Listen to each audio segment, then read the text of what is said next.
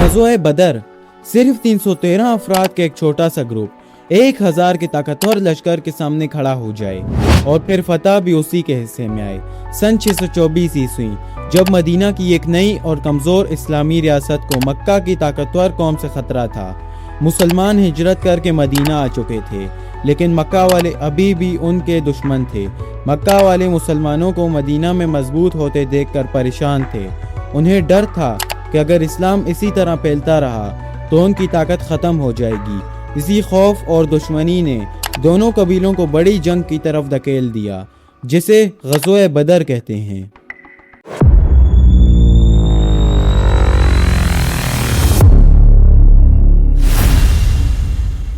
جنگ بدر، جسے قرآن میں یوم فرقان کہا گیا ہے۔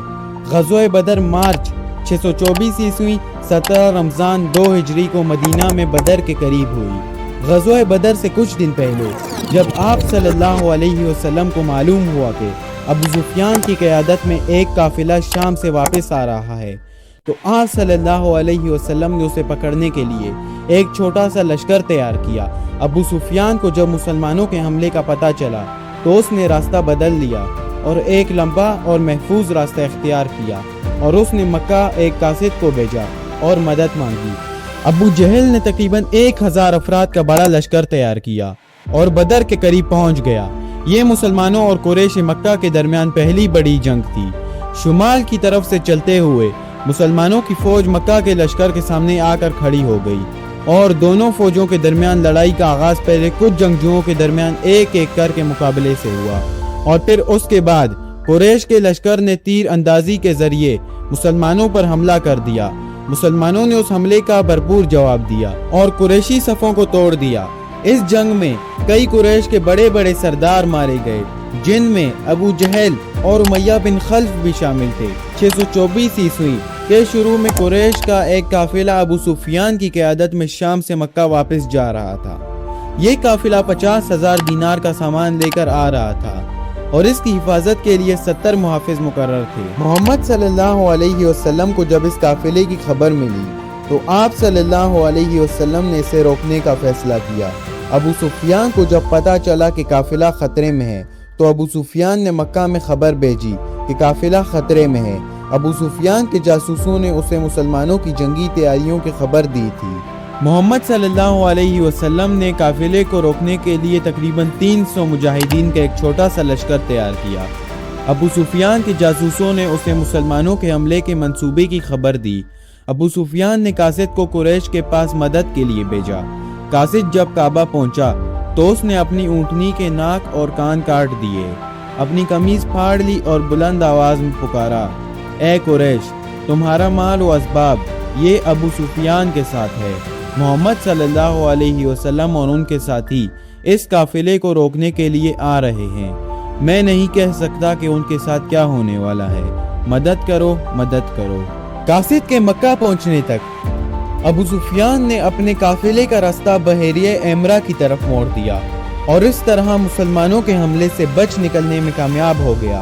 مدینہ میں قریشی لشکر کی آمد کی اطلاع ملی تو آپ صلی اللہ علیہ وسلم نے مشورہ کرنے کے لیے مجلس بلوائی اور خطرے سے نپٹنے کے لیے مشورہ کیا۔ مہاجرین نے جان نثاری کا یقین دلایا۔ آپ صلی اللہ علیہ وسلم نے دوبارہ مشورہ طلب کیا تو انصار میں سے سعد بن عبادہ نے عرض کیا کہ غالباً آپ کا روئے سخن ہماری طرف ہے۔ آپ صلی اللہ علیہ وسلم نے فرمایا، ہاں۔ حضرت سعد بن عبادہ نے عرض کیا کہ یا رسول اللہ صلی اللہ علیہ وسلم، ہم آپ صلی اللہ علیہ وسلم پر ایمان لائے ہیں۔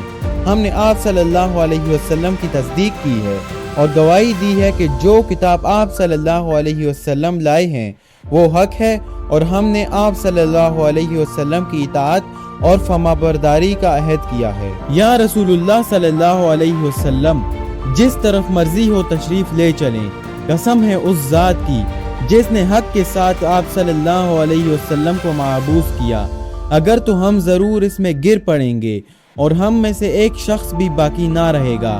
حضرت مقداد نے عرض کیا، ہم موسیٰ علیہ السلام کی امت کی طرح نہیں ہیں، جس نے موسیٰ علیہ السلام سے کہا کہ تم اور تمہارا رب دونوں لڑو، ہم تو یہاں بیٹھے ہیں، بلکہ ہم آپ کے دائیں بائیں، آگے پیچھے آپ کے ساتھ لڑیں گے۔ مشاورات کے بعد مجاہدین کو تیاری کا حکم ہوا۔ مسلمانوں کے ذوق شہادت کا یہ عالم تھا کہ ایک صحابی تھے جن کی عمر صرف 9 سال تھی، حضرت عمیر بن ابی وقاص۔ اس خیال سے چھپتے تھے کہ ان کی کم عمر کی وجہ سے انہیں واپس نہ بھیج دیا جائے۔ اس کے باوجود مسلمانوں کی تعداد 313 سے زیادہ نہ ہو سکی۔ یہ لشکر اس شان سے میدان کارزار کی طرف بڑھا کہ کسی کے پاس لڑنے کے لیے پورے ہتھیار نہ تھے۔ پورے لشکر کے پاس صرف 70 اونٹ اور 2 گھوڑے تھے جن پر باری باری سواری کرتے تھے۔ بدر کے مقام پر پہنچ کر اس لشکر نے ایک چشمے کے قریب خیمے لگائے۔ مقابلے کے وقت 3 گنا سے زیادہ لشکر تھا۔ 1000 قریشی جوان جو زیادہ تر آہنی زرہ پہنے ہوئے تھے، یہ سوچ کر بہت پرجوش تھے کہ صبح ہوتے ہی وہ چند کمزور مسلمانوں کو مار ڈالیں گے، لیکن خدا کو کچھ اور ہی منظور تھا۔ رات بھر قریشی لشکر خوشیوں میں مشغول رہا، جبکہ حضور صلی اللہ علیہ وسلم دل کے جذبات کے ساتھ دعائیں کر رہے تھے۔ اللہ نے فتح کی خوشخبری دے دی۔ مسلمانوں کے پڑاؤ کے علاقے میں پانی کم تھا اور ریت ان کے گھوڑوں کے لیے مشکل پیدا کر سکتی تھی، لیکن اللہ نے بارش نازل کر کے یہ دونوں مشکلات دور کر دی۔ ریت سخت ہو گئی اور جم گئی اور قریشی لشکر کے پڑاؤ والی نرم زمین پر کیچڑ پیدا ہو گیا۔ 17 رمضان 2 ہجری 17 مارچ 624 عیسوی کو فجر کے بعد حضرت محمد صلی اللہ علیہ وسلم نے مسلمانوں کو جہاد کا حکم دیا۔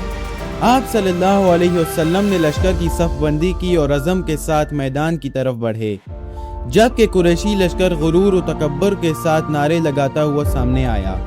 مسلمانوں کے لیے یہ وقت بہت مشکل تھا، کیونکہ ان کے سامنے ان کے اپنے بھائی اور رشتہ دار کھڑے تھے۔ ابو بکر رضی اللہ تعالیٰ عنہ کو اپنے بیٹے عبد الرحمن سے اور ابو حذیفہ کو اپنے باپ عتبہ سے مقابلہ کرنا تھا۔ عرب کے رواج کے مطابق پہلے ایک ایک کر کے مقابلے ہوئے۔ سب سے پہلے عمر کا بھائی عامر میدان میں آیا اور حضرت عمر کے غلام نے چشم فلک کی طرح تیز ہو کر اسے ہلاک کر دیا، جو اپنے بھائی کا انتقام لینے آیا تھا۔ اس کے بعد عتبہ، اس کا بھائی شیبہ اور بیٹا ولید میدان میں آئے۔ 3 انصاری صحابہ نے ان سے مقابلہ کرنے سے انکار کر دیا، کیونکہ وہ انہیں اپنے برابر نہیں سمجھتے تھے، اور کہا محمد صلی اللہ علیہ وسلم قریشی بھیجو، ہم عرب کے عام چرواہوں سے مقابلہ نہیں کریں گے۔ اس پر حضرت حمزہ، حضرت علی اور حضرت عبیدہ میدان میں آئے۔ قریشی سرداروں نے ان کے نام پوچھے اور کہا ہاں یہ ہمارے برابر کے ہیں۔ چند لمحوں میں حضرت حمزہ نے شیبہ کو ہلاک کر دیا اور حضرت علی نے ولید کو مار ڈالا۔ مسلمانوں نے تکبیر کے ساتھ لشکر کی حوصلہ افزائی کی۔ اس دوران عتبہ اور حضرت عبیدہ نے ایک دوسرے پر حملہ کر دیا۔ دونوں زخمی ہوئے، لیکن حضرت علی نے آ کر عتبہ کو ایک ہی ضرب میں ختم کر دیا اور حضرت عبیدہ کو میدان سے اٹھا کر لشکر میں واپس لے آئے۔ قریشی سرداروں کو یہ شکست دیکھ کر غصہ آیا اور وہ مسلمانوں پر حملہ کر بیٹھے تاکہ لشکر اسلام کو شکست دے سکے۔ اس غزوہ میں مومنین کے جوش کا یہ حال تھا کہ ایک صحابی عمر بن جام کھجوریں کھا رہے تھے۔ انہوں نے حضور اکرم صلی اللہ علیہ وسلم کا اعلان سنا کہ آج کے دن جو شخص صبر و استقامت سے لڑے گا اور پیٹ پھیر کر نہ بھاگے گا وہ یقیناً جنت میں جائے گا۔ تو کھجوریں پھینک دی اور فرمایا واہ واہ، میرے اور جنت کے درمیان بس اتنا وقفہ ہے کہ یہ لوگ مجھے قتل کر دیں، اور یہ کہہ کر اتنی بہادری سے لڑے کہ شہید ہو گئے اور چند لمحوں میں جنت کا فاصلہ طے کر لیا۔ میدان کارزار خوب گرم تھا۔ قریش کے مغرور اہن پوش لوہے کے لباس سمیت کٹ کٹ کر گر رہے تھے۔ مسلمان بھی خود داد شجاعت دے رہے تھے۔ اس ہنگامے میں انصار کے 2 کم عمر بچے معاذ بن عمر بن جموع اور معاذ بن عفر حضرت عبد الرحمن بن عوف کے پاس آئے، اور ان میں سے ایک نے کہا چچا آپ ابو جہل کو پہچانتے ہیں؟ وہ کہاں ہیں؟ ہم نے سنا ہے کہ وہ رسول اللہ صلی اللہ علیہ وسلم کی شان میں گالیاں بکتا ہے۔ اس پاک ذات کی قسم جس کے قبضے میں میری جان ہے، اگر میں اس کو دیکھ لوں تو اس وقت تک اس سے جدا نہ ہوں گا جب تک وہ مر نہ جائے یا میں شہید نہ ہو جاؤں۔ اسی وقت ابو جہل کا گزر سامنے سے ہوا۔ حضرت عبد الرحمن بن عوف نے اس کی طرف اشارہ کر دیا۔ یہ اشارہ ملتے ہی یہ دونوں ننھے مجاہد اپنی تلواریں لے کر اس کی طرف بھاگے اور وہ گھوڑے پر سوار تھا، اور یہ دونوں پیدل جاتے ہی ان میں سے ایک نے ابو جہل کے گھوڑے پر اور دوسرے نے ابو جہل کی ٹانگ پر حملہ کر دیا۔ گھوڑا اور ابو جہل دونوں گر پڑے۔ ابو جہل نے معاذ بن عمر کے کندھے پر وار کیا اور ان کا بازو لٹک گیا۔ باہمت نوجوان نے بازو کو رستے میں حائل ہوتے دیکھا تو پاؤں کے نیچے دے کر اسے الگ کر دیا اور ایک ہی ہاتھ سے اپنے شکار پر حملہ کر دیا۔ اتنے میں معاذ کے بھائی معوذ وہاں پہنچے اور انہوں نے ابو جہل کا غصہ ٹھنڈا کر دیا اور عبداللہ بن مسعود نے اس کا سر تن سے جدا کر دیا۔ اس میدان بدر میں ابو جہل کے علاوہ امیہ بن خلف، جس نے حضرت بلال رضی اللہ تعالیٰ عنہ پر بے پناہ ظلم ڈھائے تھے، اور بہت سے اہم سرداران قریش مارے گئے، اور یہ لشکر میدان چھوڑ کر بھاگ گیا، اور اللہ تعالیٰ نے اسلام کو فتح دی، اور دنیا نے دیکھ لیا کہ فتح اور شکست صرف اللہ تعالیٰ کے ہاتھ میں ہے۔ مسلمانوں کے 14 آدمی شہید ہوئے اور قریش کے 70 آدمی مارے گئے، جن میں سے 36 کو حضرت علی رضی اللہ تعالیٰ عنہ نے قتل کیا۔ 70 آدمیوں سے زیادہ گرفتار ہوئے۔ شہدائے بدر میں سے 13 حضرات تو میدان بدر ہی میں دفن ہوئے، مگر حضرت عبیدہ بن حارث نے بدر سے واپسی پر منزل صفرا میں وفات پائی، اس لیے ان کی قبر مبارک منزل صفرا میں ہے۔ غزوہ بدر میں مسلمانوں کا سب سے بڑا اور اصل سبب نصرت الہی تھا۔ اللہ تبارک و تعالیٰ سے حضور نبی کریم صلی اللہ علیہ وسلم نے دعا فرمائی تھی، اے خدا، یہ قریش ہیں اپنے سامان اور غرور کے ساتھ آئے ہیں تاکہ تیرے رسول اللہ صلی اللہ علیہ وسلم کو جھوٹا ثابت کریں۔ اے اللہ، اب تیری وہ مدد آ جائے جس کا تو نے مجھ سے وعدہ فرمایا۔ اے اللہ، اگر آج یہ مٹھی بھر جماعت ہلاک ہو گئی تو پھر روئے زمین پر تیری عبادت کہیں نہیں ہوگی۔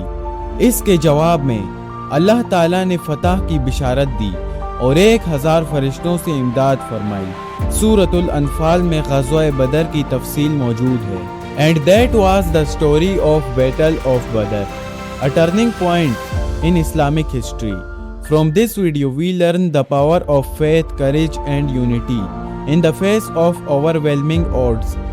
If you found this story inspiring and want to explore more historical events like this, don't forget to subscribe to Fact and Fact and turn on the notification bell so you never miss an episode. May the lessons of history guide us in our own lives.